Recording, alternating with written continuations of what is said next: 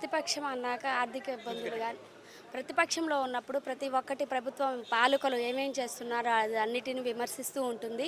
దానికి ప్రభుత్వం ఉన్న ప్రజెంట్ గవర్నమెంట్ వాళ్ళందరూ కూడా సమాధానం చెప్పవలసి ఉంటుంది.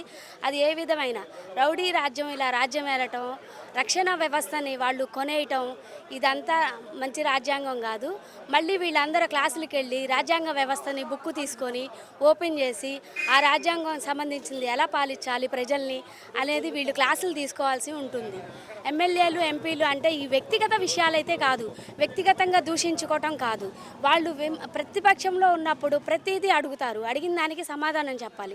అంతేగాని ఈ విధమైన కత్తులు కటారులు తీసుకొని ఇళ్లపైకి వచ్చేసి వీళ్ళని ధ్వంసం చేసేసి మీరు వైసీపీ పార్టీలని ఏ విధంగా తొక్కాలని చూస్తున్నారో మీరు తొక్కే విధంగా ఆ విధంగానే 10 రెట్లు స్టెప్ పైకి వచ్చేసి ఆ విధంగానే మా వైసీపీ ఎదుగుదల ఎంతో ముందుంటుంది.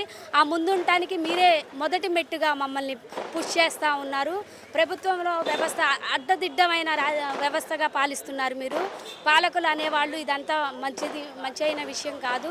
ప్రతి వాళ్ళు టీడీపీ పాలన ఏ విధంగా ఉంది, వైసీపీ ప్రతిపక్షంలో ఏ విధంగా మాట్లాడుతుంది అని విమర్శిస్తూ ఉన్నారు. మీకు ప్రజలు బ్రహ్మరథం పడుతున్నారని మీరు ఊహించుకుంటున్నారేమో, ఏం కాదు. ప్రజలు ప్రతి ఒక్కటి గమనిస్తూ ఉన్నారు.